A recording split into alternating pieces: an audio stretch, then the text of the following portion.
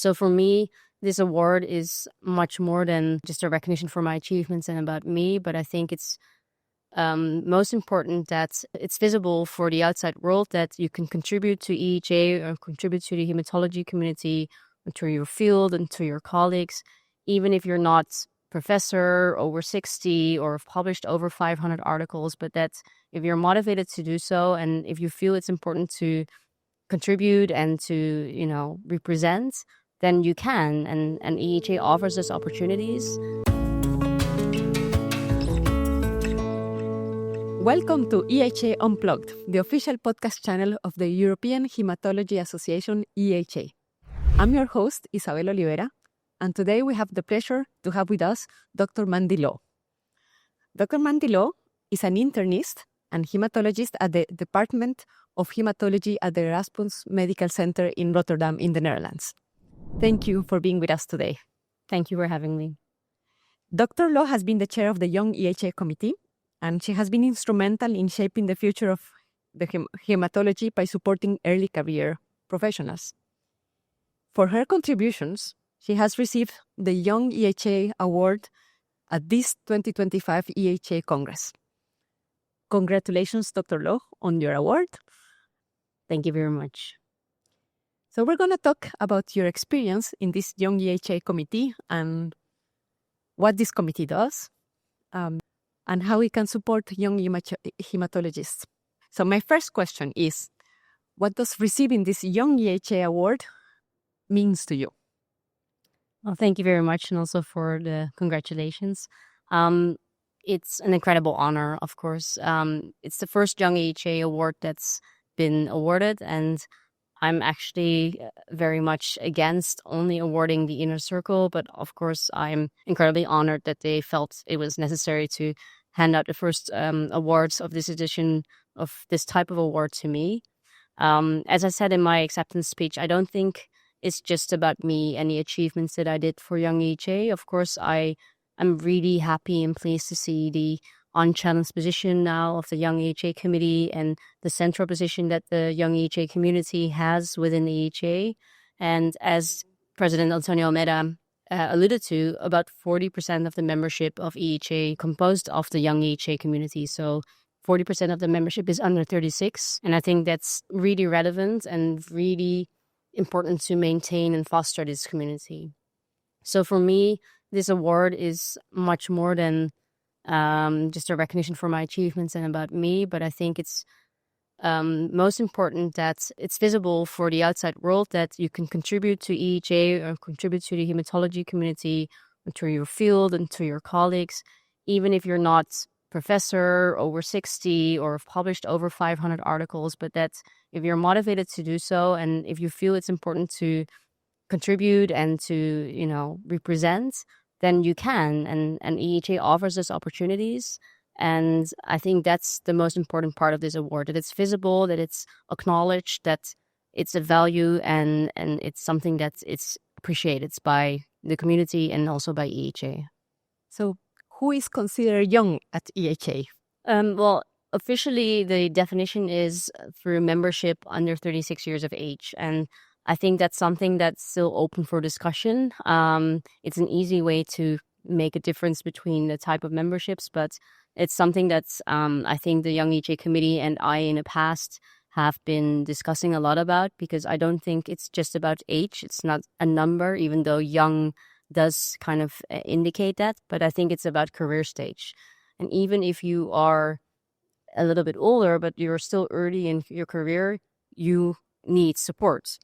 If you change because of different focus in your career or for family reasons or sick leave, I think it's still important that you are able to request support from EHA and from the society to help you in your career for research or for education. And so we consider officially under 36 years of age Young EHA, but I think it's much more about career stage than age. So hopefully in the future we will be able to either expand that criterion or to change it. What percentage of members are part of this group of Young EHA, more or less? Well, I think the statistics indicated it's about 40%. Fluctuates a little bit over the year. I think a lot of people, especially upcoming to Congress, they become a member. And for young EHA members, it's only 20 euros. So that's why it's very a low threshold to become a member as a trainee or as a med student. But the problem is how to maintain them, because if they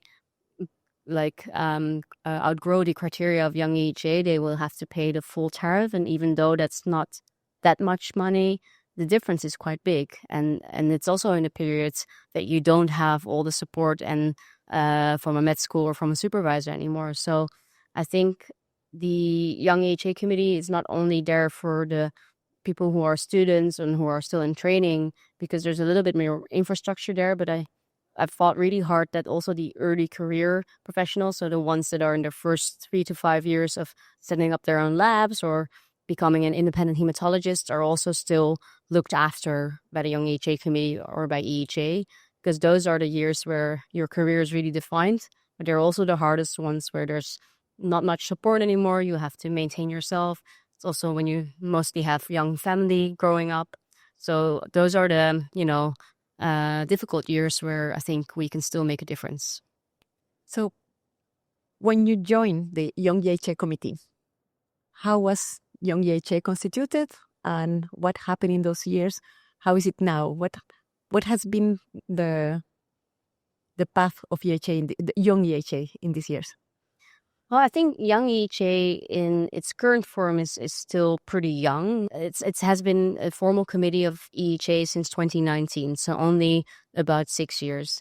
But it's the task force that preceded Young EHA has been there since about 2013, and it was established by alumni of the TRTH program, of whom many are still involved with EHA, such as Marek Meraz, Verena Geitzik, Heiko Becker, and they felt it was necessary to have representation for the younger generation coming off TRTH, having had the mentorship program there and a really great experience, to have a bit more voice within the organization and other programs than TRTH to have available for the younger generation.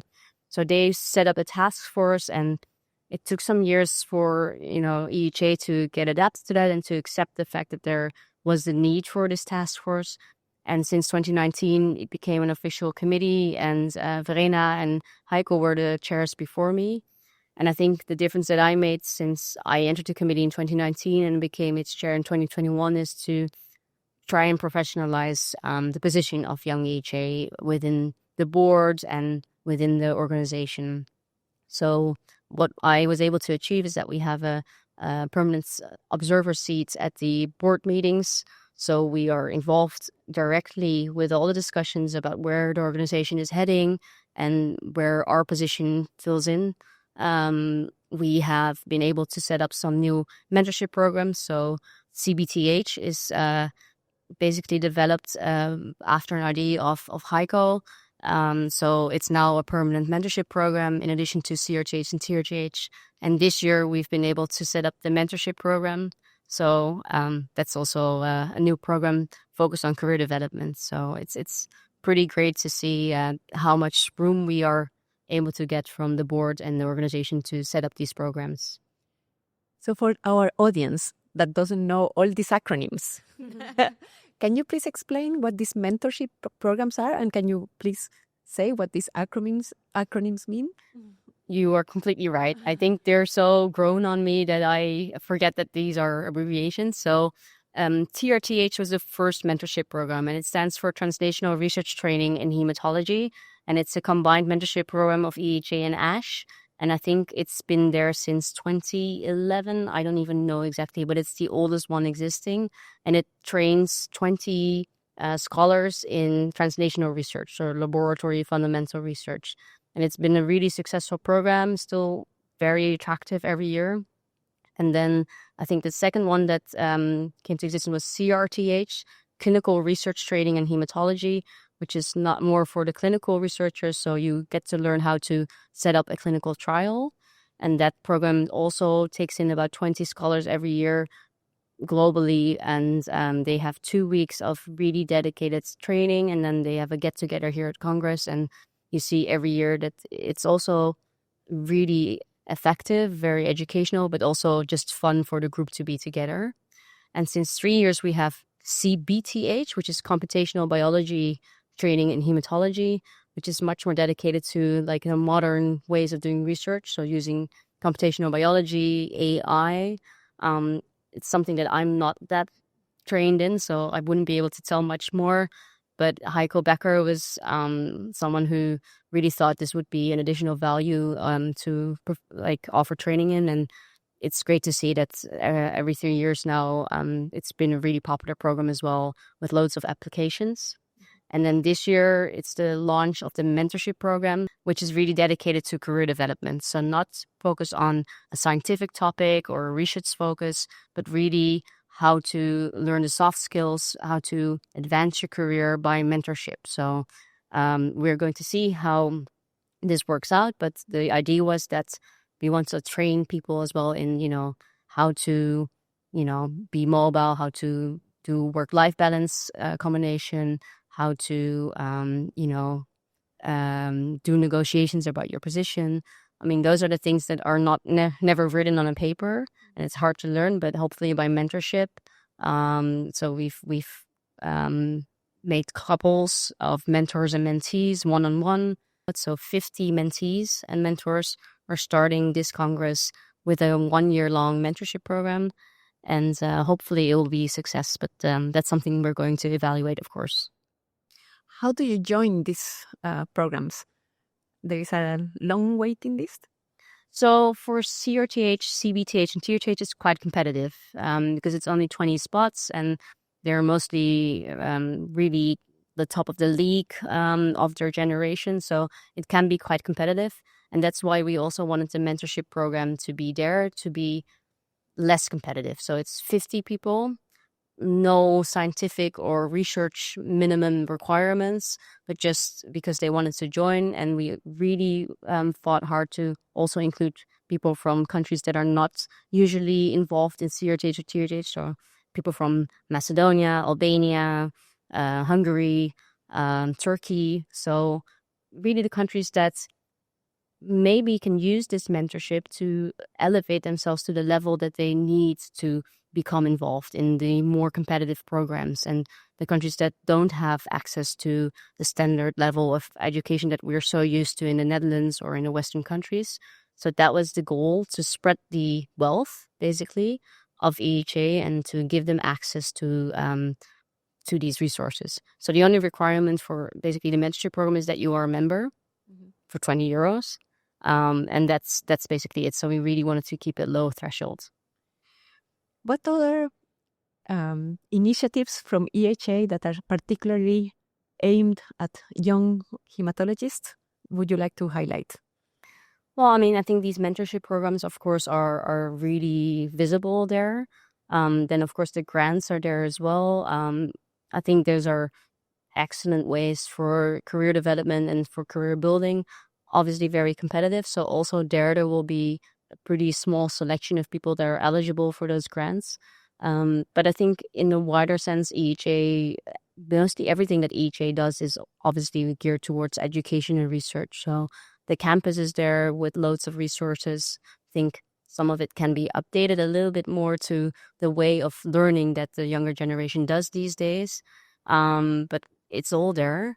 We have Lighting the Flame for the even younger generation. So people who are not sure yet that they want to do hematology, but they have an interest, and they can join Lighting the Flame, which I think has been done for 2 years now. So, and I think the combination of all those resources is quite a lot that EHA offers, plus the Congress, of course, with all the education that we offer here.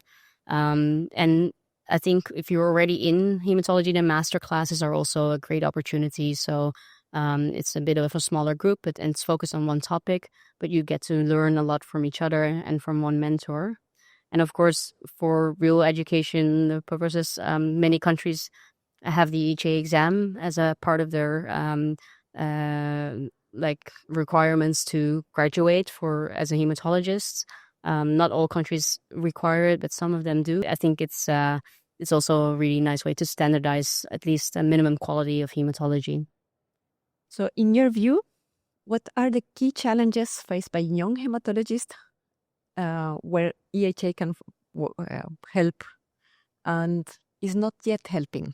I think what's important for EHA to acknowledge is that it's not like adults and children, that they're just young adults, but I think there's still other challenges that the younger generation faces. So it's a combination of a changing world, having to raise a family, having two people working, which is maybe different than how the current established generation has grown up and has been able to set up their careers.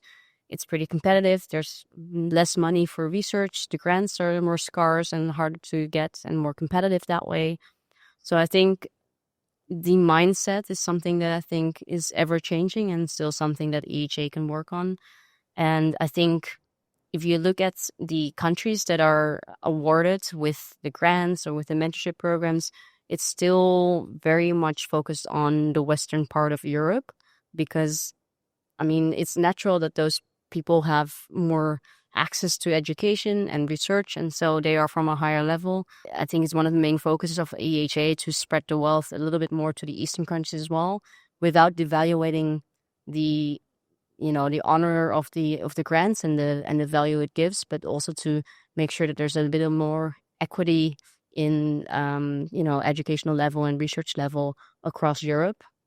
And I think with the current global situation, unfortunately, it's only getting harder to make sure that everyone is safe and cared for. But I guess that's something that is part of EHA's mission, not only for the younger generation, but in general.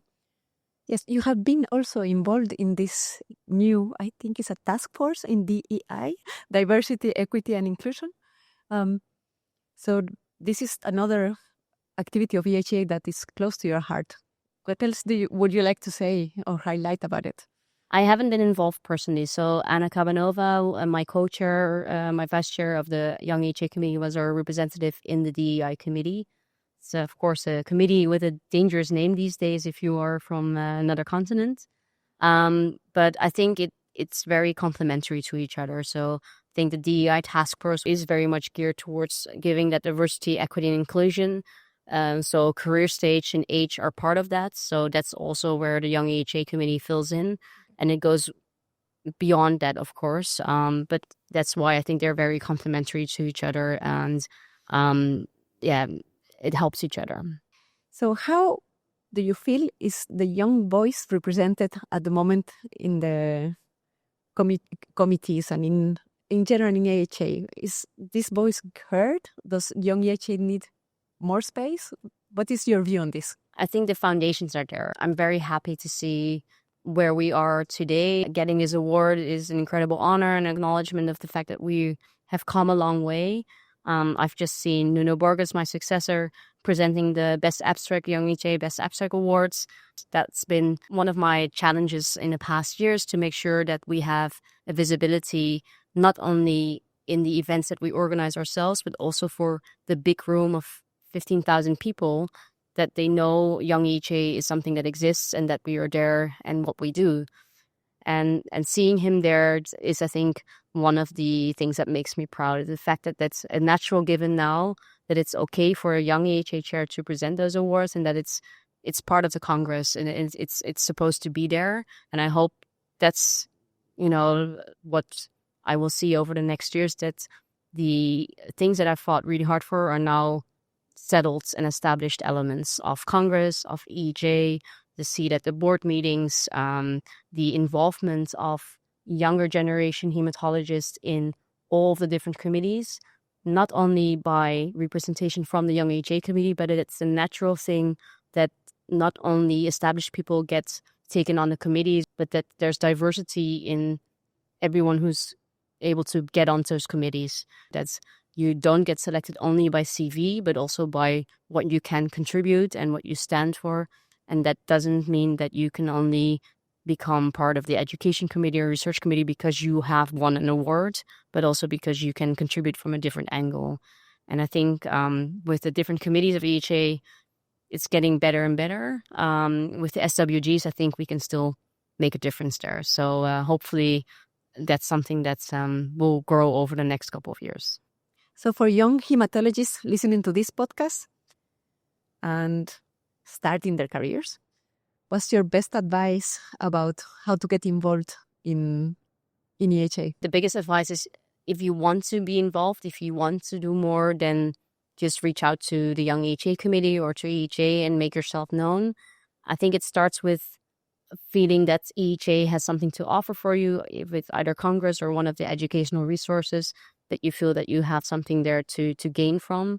And I think something that I really find important is that they feel a community feeling, so that it's fun to be part of EHA or to have colleagues and friends within the Congress or internationally that you get to see again every year at Congress, and that it's nice to be part of EHA. And I think it starts there, that you feel at home at the Congress and with the things that EHA offers, and maybe then apply for one of the grants or the mentorship programs if you want to get further ahead in your field. And if you really want to contribute in a committee, you probably will only do that when you already feel that there's more in EHA than that you want to get to know. So just inquire and ask, and first enjoy the things that EHA has to offer. So if you wanted the audience to remember just one thing of this podcast, what would it be? I think the one thing that I stand for, and that I hope Young EHA stands for, is accessibility. So if you want, EHA has lots to offer. You can just ask or look it up, and anyone can contribute and anyone can be involved. And I think that's the biggest important message that I want to convey. Well, thank you very much for being with us today. Congratulations again on this award and all you have done for EHA these years. Thank you for the audience for listening, and please stay tuned for more episodes.